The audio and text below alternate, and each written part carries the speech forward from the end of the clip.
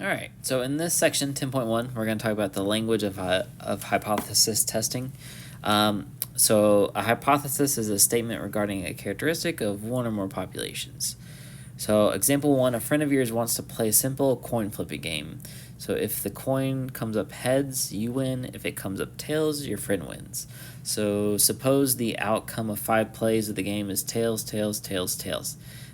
Is your friend cheating? Well, if you run the probability of getting tails 5 times, this would be the probability of flipping tails, which is 0.5 to the 5th power, which ends up being about 0.03125, which we all know that's less than 5%. So you would deem that unusual, but we all know that's possible. So you would make one of two hypotheses. One, you would say your friend is lucky, and that they're using a fair coin where the probability that they would get tails is indeed 50% on any one flip. The alternative hypothesis you might have is your friend is not using a fair coin, aka they're cheating, and so in this case the probability of them flipping tails would be greater than 0.5 because they're using perhaps a weighted coin. Okay, so this is the heart of hypothesis testing. We make an assumption about reality. So in this case, they're using a fair coin. The probability is 0.5. And then we look at the sample evidence. So that was like looking at the example 1, the flipping 5 tails was our sample evidence, to determine whether it contradicts our assumption that they're using a fair coin. Okay, so hypothesis testing is a procedure based on sample evidence. That's important. Probability, and used to test the statements regarding a characteristic of one or more populations. Okay, so there's 3 basic steps to hypothesis testing. One is we make a statement regarding the nature of the population. Okay, so again, we usually assume that people are not cheating. It's kind of like in the criminal justice system, we presume innocence until proven guilty kind of thing. So in this case, we presume they're using a fair coin until we can prove that they're not using a fair coin. The second step is we collect evidence, some kind of sample data to test our hypotheses, and then we analyze that data to assess the plausibility of that hypothesis. Okay, so there's 2 types of hypotheses. There's the null hypothesis, which null means no change. This is usually the hypothesis of the majority of the people in a population. And so it's denoted H sub 0. So this is our notation for the null hypothesis. And then your other hypothesis is the alternative hypothesis.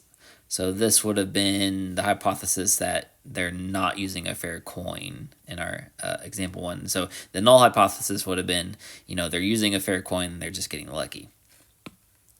Okay, so the alternative hypothesis, right?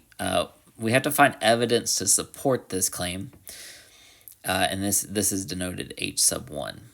Okay, so let's run through some examples. So we want to state the null and alternative hypotheses for the following. Okay, so part A, Texas Instruments manufactures calculators with an average mass of 450 grams, and an engineer believes that the average weight to be different and decides to calculate the average mass of 50 calculators. Okay, so the engineer, they are just one person, and so they disagree perhaps with that first sentence that the average mass is 450 grams. So the first sentence is our null hypothesis. That's implied to be the status quo. So the null hypothesis, since we're dealing with an average, we use mu, that's the mean of the population, is equal to 450 grams. You can put the units or not. And then the null hypothesis, this is what the engineer believes, is that the average weight is different. And so algebraically, we would say the mean does not equal 450 grams. Okay, part B, the teachers in a school believes that at least 80% of the students will complete high school. A student disagrees with this value and decides to conduct a test. Okay, so the student is just one person, and they're disagreeing with that first statement. So the first statement is our null hypothesis. And so since it's percentage based, we're going to use P to represent the proportion of the population. So at least 80% of students will complete high school is the status quo. That's the null hypothesis. So P is greater than or equal to 0.8. And then a student disagrees. This is the alternative hypothesis. So this student believes it's different. So it's got to be the opposite of the null hypothesis, which would be less than 80% or less than 0.8% of students will complete high school. Okay, Parseus, a teacher wishes to test if the average, so we know this is about mu in this case, average GPA of students in high school is different from 2.7. Okay, so it's implied that, the status quo is that the average GPA of students at a high school is 2.7, and this one teacher disagrees with it. So they represent the alternative hypothesis. And since different implies that this is not equal to 2.7. Okay, D, the percentage of residents who own a vehicle in Oakland, California is no more than 75%. So a researcher disagrees with this value. So this is a lone person, so they're going to represent the alternative hypothesis. So the null hypothesis is mentioned in the first sentence. Okay, so this is P is less than or equal to 0.75. Okay, but the alternative hypothesis is the researcher disagrees. So the opposite of being less than or equal to 0.75 is greater than 0.75. All right, so when we're setting up our hypothesis, there's one of three ways we can set up the tests, and they're shown below. So if we have a parameter, I guess we should go over what a parameter is. So parameter is a numerical summary about a population. And so there's three big parameters we cover in this class. There's mu, the average of a population, P, the proportion of a population, and then sigma, the standard deviation of a population. So when you see like parameter down below mentioned in the hypothesis, the different hypotheses, that's what it's referring to. So for a two-tailed test, this would be indicated in the alternative hypothesis, where you'd see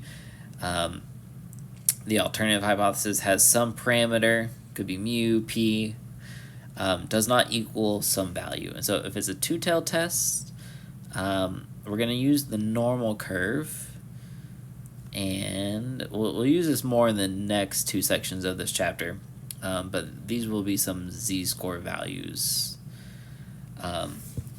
And we'll use that shaded region to determine if we support one of these two hypotheses in the statements to the left. So a left-tailed test is going to be shown in the alternative hypothesis as well. This would be seen as some parameter being less than some value. And the way we'd represent this is with shading in some area to the left of some z-value. A right-tailed test, also shown in the alternative hypothesis, would be some parameter being greater than some value. And so the way we'd represent this visually on the normal curve is by shading in some value, shading in the area to the right of some z-score. Okay, so let's jump into some examples. So we want to determine the null and alternative hypotheses and state whether the test is two-tailed, left-tailed, or right-tailed. Okay, so according to the National Center for Education Statistics, for students who first enrolled in two-year public institutions in fall 2017, the percentage, so we know we're dealing with P here, so who completed a program within 6 years was 33.7%. Okay, so this is mentioning the null hypothesis.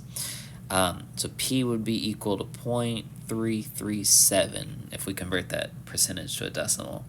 So the president of Florida Southwestern State College believes that the proportion of students who complete a program within 6 years at their institution is higher. Okay, so this is the alternative hypothesis.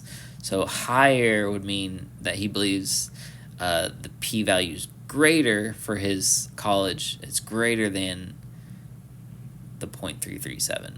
And so since p is greater than, this is a right-tailed test. Okay, so part B, the Blue Book price of a used Chevy 3-year-old Chevy Corvette Z06 is that price. The grant wonders if the mean, okay, so we know we're dealing with mu here as the parameter, of a used 3-year-old Chevy Corvette in the Miami metropolitan area is different. Okay, so Grant's just one person, so he's going to represent the alternative hypothesis. Okay, so in the very beginning, the first sentence, mu equals $59,083 is the null hypothesis, I mean.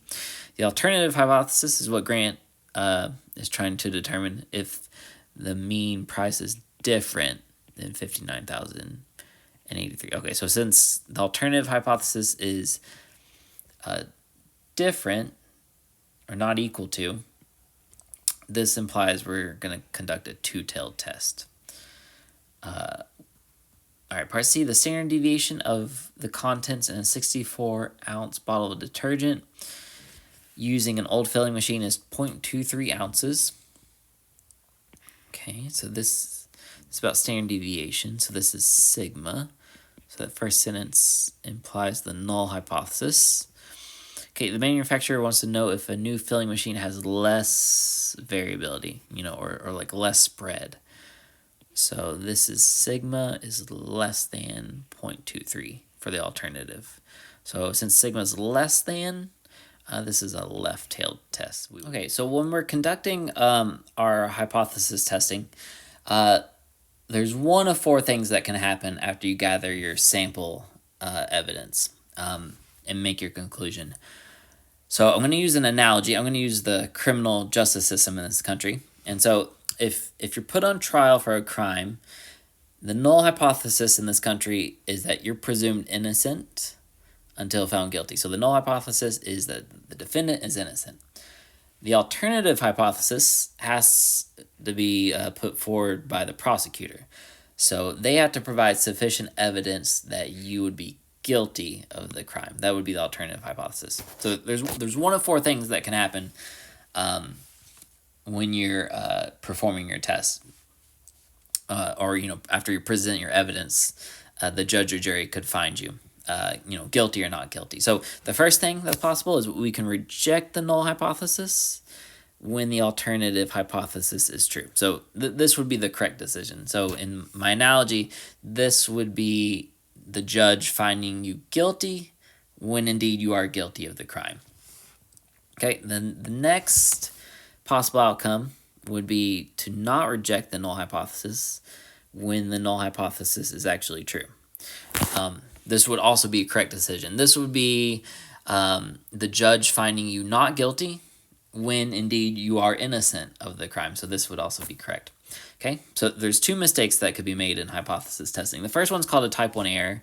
This is rejecting the null hypothesis when the null hypothesis is true. So in my analogy, this would be convicting an innocent person. So this would be finding you guilty of the crime when indeed you're actually innocent. Okay. The second type of mistake you can make, this is called a type 2 error, is not rejecting the null hypothesis when the alternative hypothesis is true. This would be like finding you not guilty when indeed you're actually guilty of the crime. There's a famous person in the 90s that y'all might be thinking of, OJ. A lot of people believe that he's actually guilty of the crime, but he was let go. So if he actually did commit those murders, and he was found not guilty as he was, that's called a type 2 error. Okay, so let's explain type 1 type 2 errors in some other kind of situation that's not in a judicial context. Okay, so this example right here, so we got a pharmaceutical company that has developed a new antibiotic. 2% of children taking competing antibiotics experience headaches as a side effect. Okay, so a researcher for the FDA, Food and Drug Administration, wishes to know if the percentage of children taking the new antibiotic who experience a headache as a side effect is more than 2%. Okay, so that's just one researcher, so that's the alternative hypothesis. So our null hypothesis is found in that second sentence. So this would be P, because we're dealing with percentages, is equal to 0.02, converting that 2% to a decimal. And then the alternative hypothesis, right, more than 2%, what I've underlined, P is greater than 0.02. Okay, so after gathering sample evidence, the researcher comes to a conclusion. And so if he comes to a conclusion that makes a type 1 error, this would be the researcher rejecting the null hypothesis. So the researcher rejects the hypothesis that the proportion of children taking the new antibiotic who experience a headache as a side effect is equal, right, is equal to 0.02, when in fact the proportion is equal to. So he rejects it when it's actually true, the proportion is actually equal to 0.02. Okay, so explain what it would mean to make a type 2 error. Okay, so this would be him not rejecting the null hypothesis, when indeed the alternative hypothesis is true. So the researcher, you could say not reject or fails to reject the hypothesis that the proportion of children taking the new antibiotic who experience a headache as a side effect is, again, equal to 0.02, right? When in fact the alternative is true in reality. So when the proportion is more than or greater than 0.02. Okay, so the level of significance, denoted alpha, is the probability of making a type 1 error. So let's look at an example of 5 here. So a can of soda is labeled as containing 12 fluid ounces. The quality control manager, who wants to verify that the filling machine is neither overfilling nor underfilling the cans, management has informed the quality control department that it does not want to shut down the filling machine unless evidence is overwhelming that the machine is out of calibration. Okay. So this means that the consequences are severe if they have to shut down the machine. So what level of significance would you recommend the quality control manager to use? So the lower the level of significance, okay, this is the lowest probability of making a type 1 error. So we would recommend 0.01. All right, so when we're making conclusions, there's one of two things we can say. We can reject the null hypothesis because we have sufficient evidence to support the statement in the alternative hypothesis, or we could fail to reject the null hypothesis, or you could say the null hypothesis is not rejected because there is not sufficient evidence to support the alternative hypothesis. Okay, one big thing is we never say the null hypothesis is true. Like my criminal court analogy, you'll never hear in a criminal court case in this country, you'll never hear them say the defendant is innocent at the end of a trial. They'll either say the defendant is found not guilty or guilty, based on the evidence provided by the prosecutor and defendant. Okay, so in example 6, according to the National Association of Home Builders, the mean price of an existing single-family home in 2018 was $395,000. Okay, so this is mu because we're dealing with means. So this is the implied average that's widely accepted. Okay, and a real estate broker, so like one person, believes that the existing home prices in their neighborhood are lower. So this is the alternative hypothesis. So the mu is lower, so it'd be less than the $395,000. Okay, okay. So let's say we gather some sample evidence, which we'll do in the future sections of this chapter, and it leads us to this conclusion that the null hypothesis is not to be rejected. Okay, so this would mean that there is not sufficient evidence to support the alternative hypothesis. So we're looking for that kind of language, right? So we can immediately cross off C and D because they say they have sufficient evidence. And then if you look at part A, compared to B, it says in that last part it says is less than. So that's our alternative hypothesis. B at the end of the answer has not changed. That would be if we had mu does not equal $395,000 in our alternative hypothesis. Okay, example 7. Federal law requires that a jar of peanut butter that is labeled as containing 32 ounces must contain at least 32 ounces. Okay, and a consumer advocate feels that a certain peanut butter manufacturer is shorting customer by underfilling their jars. Okay, so that's a consumer, so that's one person, so that's the alternative hypothesis.